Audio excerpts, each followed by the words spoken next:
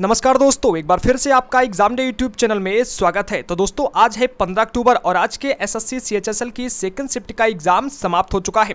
तो कौन कौन से प्रश्न यहां पर आज की शिफ्ट में पूछे गए, कौन कौन से प्रश्न आपके आने वाली एग्जाम के लिए बेहद महत्वपूर्ण होंगे, बिल्कुल 100% रियल प्रश्नों का कंप्लीट एनालिसिस यहां पर किया जाएगा। तो जल्दी से वीडियो को लाइक कीजिए, चैनल को सब्सक्राइब कीजिए और चलिए आज का वीडियो हम स्टार्ट करते हैं। देखिए एक प्रश्न यहाँ पर पूछा गया, जो बच्चों ने हमारे पास प्रश्न भेजे हैं वही हम आपको दिखा रहे हैं। एक प्रश्न आया कि इसरो द्वारा भारत के पहले सोलर मिशन को क्या नाम दिया गया।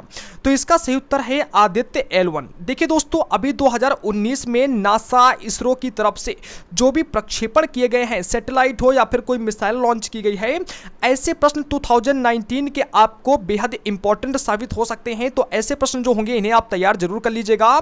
सीएचएसएल और सीजीएल एग्जाम में ऐसे प्रश्न जरूर पूछे जाते हैं। अगला एक प्रश्न पूछा गया कि प्रसिद्ध दिलवाड़ा मंदिर कहां स्थित है।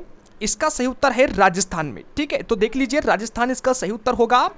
अब देखिए दोस्तों, यहां पर एक बात बता दी कि जो भी प्रसिद्ध मंदिर है यह कहां स्थित है और या फिर किस नदी के किनारे स्थित है। ऐसे प्रश्न आपको एक ना एक प्रश्न आपको आपके एग्जाम में जरूर देखने को मिल जाएगा, क्योंकि जितने भी शिफ्ट हुई हैं सभी शिफ्टों में मंदिरों से जुड़ा हुआ कोई ना कोई प्रश्न आपको देखने को मिला है। अगला एक प्रश्न यहाँ पर बच्चों ने भेजा है कि इंदिरा सागर बांध किस राज्य में स्थित है। यानी कि जो यहाँ पर डैम है, इंदिरा सागर डैम है, वह किस राज्य में स्थित है। इसका सही उत्तर है मध्य प्रदेश। मध्य प्रदेश में इंदिरा सागर बांध स्थित है। अब देखिए यहाँ से एक टाइप का प्रश्न और बनता है कि जो बांध है, जितने भी भारत के बांध हैं, ऐसे प्रश्न कौन से राज्य में स्थित हैं। एक तो प्रश्न आपका इस टाइप का बन जाएगा। दूसरा प्रश्न यह बन जाएगा कि यह किस नदी पर बना हुआ है। ठीक है, जो इंदिरा सागर बांध है यह किस नदी पर बना हुआ है, या फिर जो भी भारत के डैम है वह किस किस नदी पर बने हुए हैं। ऐसे प्रश्नों को आप सर्च करके तैयार कर लीजिए, बहुत ही आपके लिए फायदेमंद ऐसे प्रश्न होंगे। इसके बाद एक रीजनिंग से जुड़ा हुआ प्रश्न यहाँ पर और पूछा गया था कि एक वस्तु की कीमत में 40% की छूट दी जाती है, पुराना मूल्य वापस पाने के लिए कितने प्रतिशत की उसमें वृद्धि करनी होगी। यानी कि कहने का मतलब यह है कि अगर हमारे पास 100 रुपये की कोई एक वस्तु है तो उसमें 40% की पहले छूट दी जाती है, यानी कि 40 रुपये घटा देते हैं। अगर 100 का 40% निकालेंगे तो 40 ही आएगा, यानी कि वह वस्तु 60 रुपये में बेची जाती है। अब दोबारा इस 60 रुपये वाली वस्तु को 100 रुपये का बनाने के लिए कितने % की वृद्धि करनी होगी। तो देखिए सबसे पहले बात यहां पर आती है कि आपका कितना यहां पर छूट कितनी दी गई है। 60 रुपये आपका मिलता है जब 40% की छूट दी जाती है, और कितनी छूट दी गई है तो 40 गुणा 100। ठीक है, यहां पर ये हम कर देते हैं। अब यहां से इसको हमने काट लिया, ऊपर 400 हो गया, 400/6। अब जब यहाँ पर इसको काटा तो 2 3 6, 2 से हो गया यहाँ पर। अब जब 3 का भाग हमने 2 से में दिया तो हमारा आ जाएगा 66 सही 2/3%। यानी कि हमें 66 राइट एंड 2/3 का या परसेंट का यहाँ पर जब इसमें हम प्लस करेंगे इतना % की हमें वृद्धि करनी होगी, ताकि हमारा पुराना मूल्य वापस आ सके। ठीक है, तो तैयार कर लीजिए इसको। इसके बाद देखिए यहाँ पर सीरीज दी गई थी, बताना था कि इसमें आगे जो मिसिंग नंबर है यहाँ पर कौन सा सीरीज में नंबर आएगा। तो जरा आप इसे सीरीज को ध्यान से देखोगे तो यहाँ पर ये 2 का स्क्वायर है, ये 4 का स्क्वायर है, ये 6 का, ये 8 का, ये 10, ये 12, ये 14 का स्क्वायर। ठीक है, अब दोस्तों यहाँ पर जब आप इसे देखोगे तो यहाँ पर आपको ये 2 4 6 इनका ऐसे सीरीज से स्क्वायर मिलेगा। तो यानी कि 2 का वृद्धि हो रहा है इनके स्क्वायरों में। तो ये था आपका 14 का स्क्वायर, तो अब कितना होगा 16 का स्क्वायर। अब अगर आप 16 का स्क्वायर निकालोगे तो आपका आएगा 2 से 56। तो इसका सही उत्तर है 2 से 56 256। ठीक है, इससे आप देख लीजिएगा। एक प्रश्न पूछा गया कि हाल ही में वाईफाई कॉलिंग की सुविधा किस कंपनी ने शुरू की है। करंट अफेयर्स का ये प्रश्न था, तो इसका सही उत्तर है दोस्तों एयरटेल। ठीक है, तैयार कर लीजिए, ऐसा प्रश्न इंपॉर्टेंट है। साथ में दोस्तों आने वाले एग्जाम के लिए एक प्रश्न ऐसा भी बन सकता है कि हाल ही में वोडाफोन आइडिया कंपनी मिलकर कौन सी नई कंपनी बनाई है। यानी कि दोनों कंपनियों का मिलकर कौन सा नाम रखा गया है। तो इसका सही उत्तर है VI। ठीक है, तो VI इसका नाम रखा गया है, तैयार कर लीजिए आप इसे। एक प्रश्न यहाँ पर पूछा गया कि वर्तमान में भारत के मुख्य चुनाव आयुक्त कौन है। तो ये दोस्तों मैंने आपको बहुत पहले बताया था कि ऐसे प्रश्न आपके इंपॉर्टेंट होते हैं। तो कमेंट बॉक्स में जरूर हमें बताइए कि वर्तमान में भारत के मुख्य चुनाव आयुक्त कौन है। द्वारकाधीश मंदिर किस नदी के किनारे स्थित है, ऐसा भी प्रश्न आपका पूछा गया था। तो इसको भी आप कमेंट में जरूर बताएं कि द्वारकाधीश मंदिर किस नदी के किनारे स्थित है। देखिए दोस्तों यहाँ पर मंदिर किसी नदी के किनारे स्थित है, ऐसा प्रश्न देखिए पूछा गया है यहाँ पर, और मैं आपको पहले से बता रहा था कि ऐसे प्रश्न इंपॉर्टेंट होते हैं। अगला एक प्रश्न पूछा गया साइंस से जुड़ा हुआ जीके में कि उस ग्रंथि का नाम बताइए जो रक्तचाप को नियंत्रित करती है।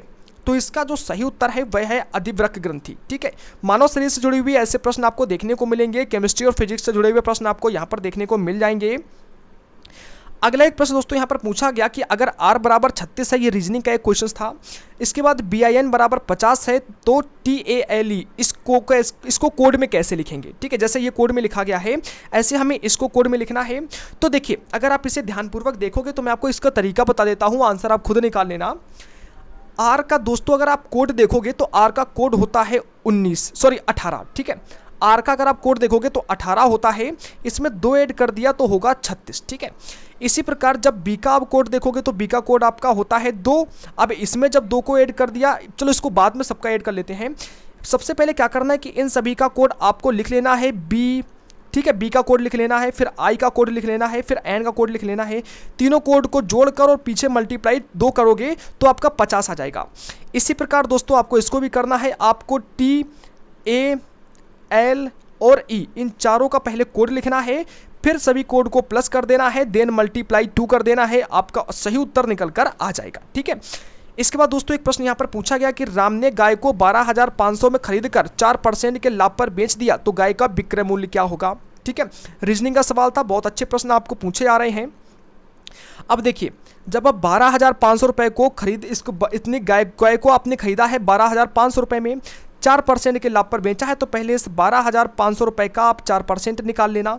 4% निकालने के लिए आपको ऐसे कर लेना है, 125 चौके आपका निकल आया यहाँ पर 250, 250, 500। ठीक है, 500 निकल आया, यानी कि गाय को आपने बेचा है, विक्रय मूल्य यानी कि आपको निकालना है सेलिंग प्राइस एसपी। ठीक है, तो एसपी बराबर क्या फॉर्मूला लग जाएगा, वही आपका होगा कि आपका सीपी प्लस जो आपने गाय को लाभ पर बेचा है, सीपी प्लस प्रॉफिट। ठीक है, लाभ यानी आपका कितना हो गया, तो आपका हो जाएगा गाय का विक्रय मूल्य, लाभ पर बेच दिया है, गाय का विक्रय मूल्य क्या है। अब देखिए दोस्तों यहाँ पर आपको क्या करना है, यहाँ पर 12,500 और इसके बाद आपको इसमें 12,500 हो गया और प्लस 5% 500 रुपये का लाभ आपको हुआ है, तो आपका टोटल कितना हो गया 13,000 रुपये। ठीक है, तो 13,000 रुपये इसका आंसर निकल कर आ जाएगा। अब दोस्तों बढ़ते हैं अगले प्रश्न की तरफ। तो एक हमारा प्रश्न पूछा गया यहाँ पर, प्रश्न था कि मानव शरीर के किस अंग में लिम्फोसाइट कोशिका का निर्माण होता है। तो इसका सही उत्तर है अस्थिमज्जा। ठीक है, देख लीजिए यह इसका सही उत्तर है बिल्कुल। अगला प्रश्न यहाँ पर पूछा गया कि भारत में कितनी वर्ल्ड हेरिटेज साइट है। तो देखिए भारत में कुल मिलाकर 38 वर्ल्ड हेरिटेज साइट है, इससे आप देख लीजिए। ठीक है, 38 जो है वह आपकी वर्ल्ड हेरिटेज साइट है यहाँ पर। अगले प्रश्न की तरफ बढ़ते हैं। तो अगला एक प्रश्न यहाँ पर बुक से जुड़ा हुआ पूछा गया था और बुक से जुड़े हुए प्रश्न आपको जरूर देखने को मिलेंगे। प्रश्न था कि गरीबी तथा अनब्रिटिश रूल इन इंडिया नामक पुस्तक के लेखक कौन है। तो इसका जो सही उत्तर है वह है दादा भाई नौरोजी। ठीक है, इन्होंने इस पुस्तक को लिखा है, तैयार कर लीजिए, ऐसे प्रश्न आपके लिए इंपॉर्टेंट होंगे। अगला प्रश्न पूछा गया कि खेलो इंडिया यूथ गेम्स 2019 कहाँ आयोजित किए गए थे। देखिए 2019 का जितना भी करंट अफेयर्स आपका है वही आपको एग्जाम में देखने को मिलेगा। तो खेलो इंडिया यूथ गेम्स 2019 कहाँ आयोजित किए गए थे, पुणे महाराष्ट्र में। ठीक है, तो पुणे महाराष्ट्र में इसे आयोजित किया गया था। अगला प्रश्न पूछा गया कि विधानसभा का सदस्य बनने के लिए न्यूनतम आयु कितनी होनी चाहिए। तो देखिए संविधान हो गया, विधानसभा हो गया, राज्यसभा हो गया, इनके लिए न्यूनतम आयु जो होगी वह आपका बहुत इंपॉर्टेंट प्रश्न बनता है। तो आपका इसका सही उत्तर है 25 वर्ष। ठीक है, तो आप देख लीजिए 25 वर्ष इसका राइट आंसर है। इसके साथ में एक सिनोनिम्स पूछा गया था इंग्लिश में इंटीग्रेट का। तो देखिए इंटीग्रेट का सिनोनिम्स होता है कंबाइन। ठीक है, तो कंबाइन जो होगा वह इसका बिल्कुल सही उत्तर होगा। एक प्रश्न यहाँ पर मैथ से पूछा गया, एमपी बराबर 1100, एसपी बराबर 779, तो डिस्काउंट परसेंट आपको निकालना था। सिंपल तरीके से देखिए, बहुत ही सिंपल तरीका मैं बता देता हूँ आपको। सबसे पहले आपको देखना है कि आपका एमपी इतना है, डिस्काउंट आपको एसपी आपका इतना दिया जा रहा है। तो सबसे पहले जब आप 1100 से 979 को घटाओगे तो आपका 121 निकल कर आ जाएगा। अब 1100 का 121 कितना परसेंट बनेगा, सिर्फ 11% बनेगा, तो वही आपका डिस्काउंट परसेंट बन जाएगा। ठीक है, तो 11% जो होगा वो इसका राइट आंसर निकल कर आएगा, देख लीजिए आप इसे। इसके बाद एक प्रश्न यहाँ पर और पूछा गया, sine square 35 degree plus sine square 55 degree.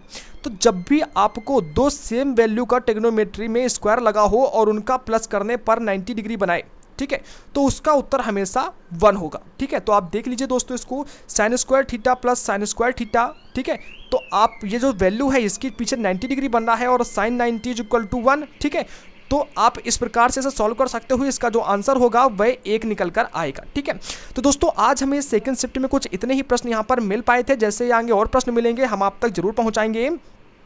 और एक कंप्लीट तैयारी के लिए और सटीक इन्फॉर्मेशन भर्तियों से जुड़ी हुई पाने के लिए कृपया हमारे चैनल को सब्सक्राइब जरूर कर लीजिए। नीचे जो रेड कलर का बटन है उसे दबाकर साथ में बगल वाली घंटी को क्लिक करके ऑन कर लीजिए ताकि आपको ऐसे ही इंपॉर्टेंट वीडियो सबसे पहले मिलते रहें। वीडियो को एक लाइक जरूर कीजिएगा। धन्यवाद।